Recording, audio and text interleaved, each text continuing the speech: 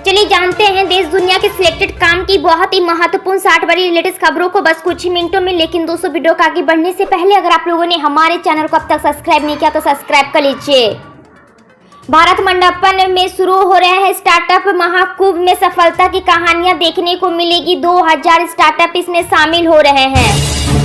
होली पर्व से पहले ही मौसम ने अपना रंग बदलना शुरू कर दिया। उत्तर भारत समेत दिल्ली एनसीआर में गर्मियां ने दस्तक दे दी है। भारत मौसम विज्ञान विभाग IMD ने भी अगले 5 दिनों में राजधानी के अधिकांश स्थानों पर पारा 2 से 3 डिग्री सेल्सियस तक बढ़ाने का अलर्ट जारी किया है। साल 2019 के महाराष्ट्र विधानसभा चुनाव में तत्कालीन मुख्यमंत्री देवेंद्र फडणवीस ने सत्ता में वापसी करने का दावा करते हुए एक पंचलाइन कहा था, मैं वापस आऊंगा। हालांकि महाविकास आघाड़ी दल शिवसेना, कांग्रेस और एनसीपी ने मिलकर सरकार बना ली।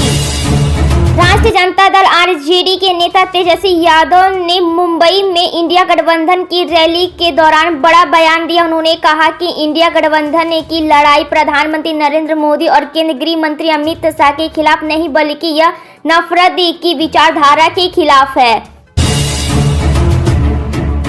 मालदीव के आगामी संसदीय चुनावों के लिए मत पेटियां भारत, श्रीलंका और मलेशिया में भी रखी जाएगी। करीब 11,000 मालदीव के निवासियों ने मतदान के लिए केंद्र बदलने का अनुरोध किया है। मनी लॉन्ड्रिंग मामले में सुप्रीम कोर्ट ने दिल्ली के पूर्व मंत्री और आम आदमी पार्टी के नेता सत्येंद्र जैन को राहत देने से इनकार कर दिया है। सुप्रीम कोर्ट ने जैन की सभी याचिका खारिज कर उन्हें तुरंत सरेंडर करने के लिए कहा है। CA और नागरिकता संशोधन कानून लागू किए जाने पर हो रही प्रतिक्रिया वही है जैसे संसद में पारित होने के पूर्व से लेकर लंबे समय बाद तक रही है। यह प्रश्न उठाया जा रहा है कि आखिर ऐसे चुनाव के पूर्व ही इसे लागू करने का क्या आवश्यकता थी। मध्य प्रदेश के पूर्व मुख्यमंत्री कमलनाथ और उन्हीं के संसदीय बेटे नकुलनाथ के करीबी सैयद जफर ने बीजेपी में शामिल हो सकते हैं। इसके संकेत सैयद कुछ दिनों पहले CA के पक्ष में सोशल मीडिया पोस्ट कर दे चुके हैं। लोकसभा चुनाव की तारीखों के ऐलान के बाद बिहार के सियासी गलियारों में यह चर्चा तेज हो गई है कि राजद सुप्रीमो लालू प्रसाद यादव ने परिवार के एक और सदस्य की सियासत में एंट्री करवा सकते हैं। प्रधानमंत्री नरेंद्र मोदी ने दावा किया है कि भारत 2027 में दुनिया की तीसरी अर्थव्यवस्था बन जाएगी। PM मोदी का ये दावा हवा में नहीं बल्कि देश की बढ़ती अर्थव्यवस्था को तस्दीक देते हुए हकीकत को बयां करती है।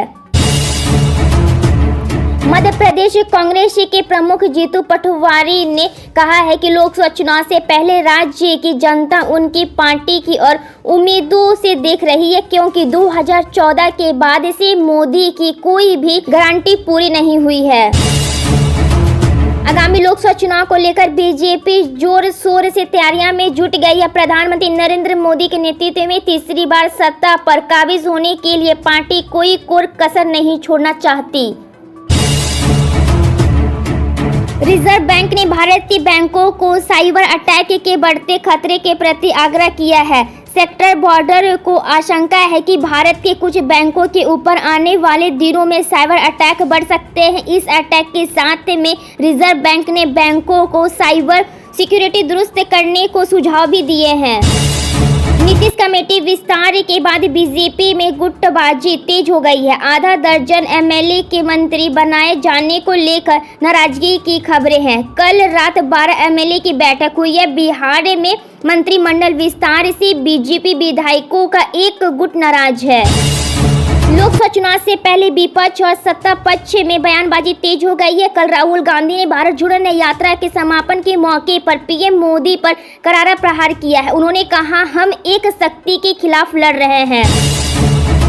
लोकसभा चुनाव से ठीक पहले केंद्र सरकार की तरफ से आम लोगों को राहत दी गई है, जिसमें पेट्रोल और डीजल की कीमतों में 2-2 रुपए की कटौती की गई है। इस मामूली कटौती का सबसे ज्यादा असर उन लोगों पर पड़ा है जो गरीब है और अपनी बाइक और या फिर स्कूटी से रोजाना काम पर निकलते हैं। इसमें से कई लोग फील्ड वर्क भी करते हैं। लोकसभा चुनाव को लेकर तारीखों का ऐलान होने के साथ ही तमाम राजनीतिक दलों के तरफ से अब एक्शन मोड में काम किया जा रहा है। इसी कड़ी में पीएम मोदी ने विपक्षी गठबंधन INDI पर निशाना साधा है। CBI को निर्वाचन आयोग को चुनावी बॉर्डर से जुड़ी सभी जानकारियों को 21 मार्च तक उपलब्ध कराने का सुप्रीम कोर्ट ने आदेश दिया है। इसी बीच कांग्रेस ने मोदी सरकार को आड़े हाथ लिया। पीएम मोदी पर कटाक्ष करते हुए कांग्रेस ने चुनावी बॉर्डर पर हफ्ता वसूली कार्यक्रम करार दिया। कांग्रेस नेता राहुल गांधी ने मुंबई के शिवाजी पार्क में बीजेपी सरकार पर जमकर हमला बोला। कुछ दिन पहले कांग्रेस ने इस्तीफा देकर बीजेपी में शामिल हुए अशोक चौहान को भी राहुल गांधी ने मंच से अपने निशाने पर लिया है।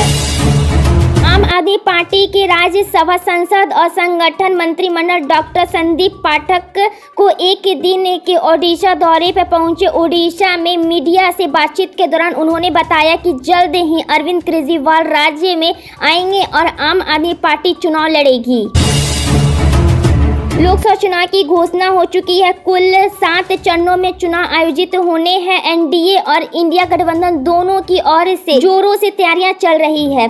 NDA की ओर से लगातार प्रधानमंत्री नरेंद्र मोदी अलग अलग राज्यों अलग अलग क्षेत्रों में दौरा कर रहे हैं।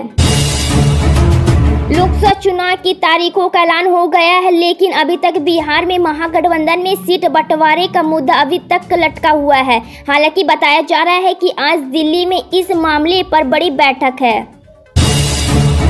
पिता तुल्य चाचा शरद पवार से बगावत पर महाराष्ट्र की सत्ता में हिस्सेदार बने उप मुख्यमंत्री अजित पवार अपनी ही जाल में बुरी तरीके से उलझते जा रहे हैं। लोकसभा चुनाव में चाचा से उनकी बगावत की बात उनके परिवार के सदस्यों को भी हजम नहीं हो रही है।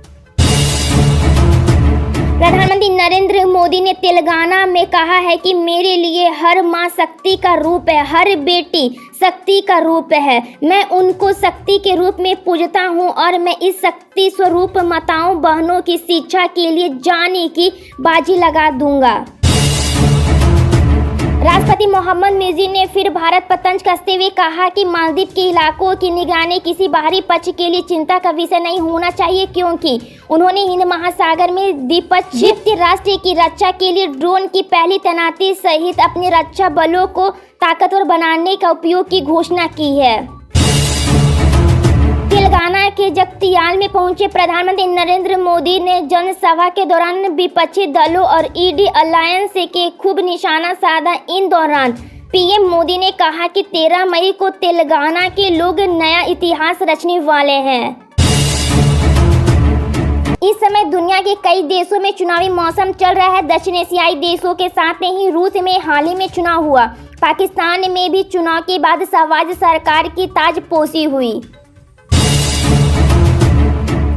भारत में लोकसभा चुनाव के तारीखों का ऐलान होने के बाद चर्चा चीन में तेज हो गई है। चीन के मुखपत्र कहे जाने वाले ग्लोबल टाइम्स ने अनाप शनाप की बातें करना शुरू कर दिया है।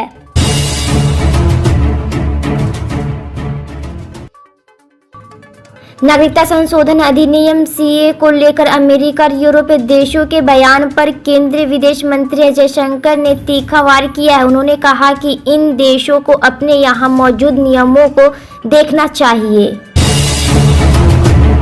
केंद्रीय गृह मंत्रालय ने वामपंथी चरमपंथ से प्रभावित 10 राज्यों को व्यापक समीक्षा की है। समीक्षा के दौरान खास तौर पर विशेष वित्त पोषण योजना के तहत आने वाले जिलों के सुरक्षा संबंधी व्यय की समीक्षा की गई। प्रवर्तन निदेशालय ईडी ने शराब घोटाले मामले में दिल्ली के मुख्यमंत्री अरविंद केजरीवाल को 9वां समन भेजा है। सीएम को 21 मार्च को आने के लिए कहा गया है। इससे पहले ईडी केजरीवाल को 8 बार समन भेज चुका है। केंद्रीय गृह मंत्री अमित शाह ने चुनावी वार्ड पर सुप्रीम कोर्ट के फैसले पर प्रतिक्रिया व्यक्त करते हुए कहा कि यह योजना भारतीय राजनीति में काले धन के वर्चस्व को खत्म करने की एक पहल है।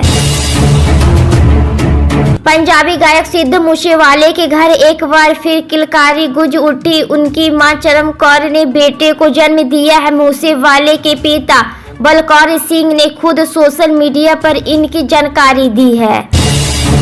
आगामी लोकसभा और विधानसभा चुनाव की तारीखों के ऐलान के साथ ही सभी दल अब प्रचार के मोड में आ गए हैं। इसी कड़ी में आंध्र प्रदेश में Bharatiya Janata party, BJP, Telugu Desam party और जन सेना पार्टी की चुनावी अभियान यानी आज शुरू हो जाएगा। आगामी लोकसभा और विधानसभा चुनाव की तारीखों के ऐलान के साथ ही सभी दल प्रचार के मोड में आ गए हैं। इसी कड़ी में आंध्र प्रदेश में Bharatiya Janata party, BJP, Telugu Desam party और जन सेना पार्टी का चुनावी अभियान आज से शुरू हो जाएगा। चुनाव आयोग ने आज लोकसभा चुनाव 2024 की तारीखों का ऐलान कर दिया। इसके मुताबिक आम चुनाव पूरे भारत में 7 फेज में करार जाएंगे। चुनाव आयोग ने आज लोकसभा चुनाव 2024 की तारीखों का ऐलान कर दिया है। इसके मुताबिक आम चुनाव पूरे भारत में 7 फेज में कराए जाएंगे। चुनाव की तारीखों के ऐलान के साथ ही देश में आचार संहिता लागू हो गया है। भारत निर्वाचन आयोग ने लोकसभा चुनाव के लिए चुनावी तारीखों का ऐलान कर दिया है, जिसके साथ ही देश भर आचार संहिता प्रभावी हो गई है। प्रधानमंत्री नरेंद्र मोदी दक्षिण भारत के 2 राज्यों के दौरे पर है, जहां वह लोकसभा चुनाव की तारीखों की घोषणा से पहले रोड शो जनसभा को संबोधित करेंगे। पीएम मोदी का काफिला कहीं से गुजरे तो प्रोटोकॉल के तहत कुछ रास्तों को कुछ समय के लिए बंद कर दिया जाता है। दरअसल ऐसा प्रधानमंत्री की सुरक्षा को ध्यान में रखकर किया जाता है। पीएम नरेंद्र मोदी दावा किए हैं कि सरकार की सोलर रूफटॉप योजना, पीएम सूर्य घर मुफ्त बिजली योजना के लिए 1 करोड़ से ज्यादा परिवार ने पहले ही करा लिया है। प्रधानमंत्री नरेंद्र मोदी ने बीते भ्रष्टाचार के मुद्दे पर विपक्षी दलों को आरोपों के कटघरे में खड़ा करते हुए प्रवर्तन निदेशालय ईडी द्वारा की जा रही छापेमारी की जमकर प्रशंसा करते हुए कहा कि भ्रष्टाचार के खिलाफ हमारे जीरो टॉलरेंस से वोट डर में है और इंडिया अपना शानदार काम कर रही है।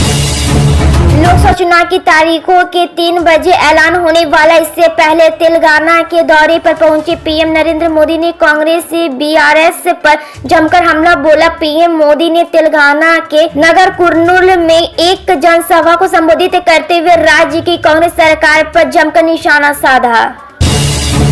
देश में आगामी लोकसभा चुनाव के लिए मचे सियासी घमासान के बीच पहले से ही नागरिकता संशोधन कानून, इलेक्टोरल वार्ड और चुनाव आयोग में नियुक्तियों को लेकर माहौल गरमाया हुआ है। लोकसभा चुनाव के लिए आदर्श आचार संहिता का ऐलान होते ही उधम सिंह नगर जिला प्रशासन ने कार्यवाही शुरू कर दी है। आचार संहिता की घोषणा होते ही प्रशासन ने जनपद में राजनीतिक दलों के बैनर पोस्टर को हटाना शुरू कर दिया है।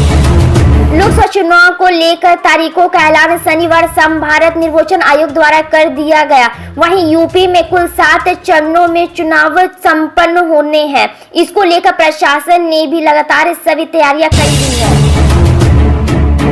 केंद्रीय निर्वाचन आयोग ने लोकसभा चुनाव 2024 को लेकर तारीखों का ऐलान कर दिया है। इसके तहत पहले चरण में भी बिहार के 4 लोकसभा सीटों पर मतदान होने हैं और अब इसी को लेकर एनडीए में सीट शेयरिंग की हलचल तेज हो गई है।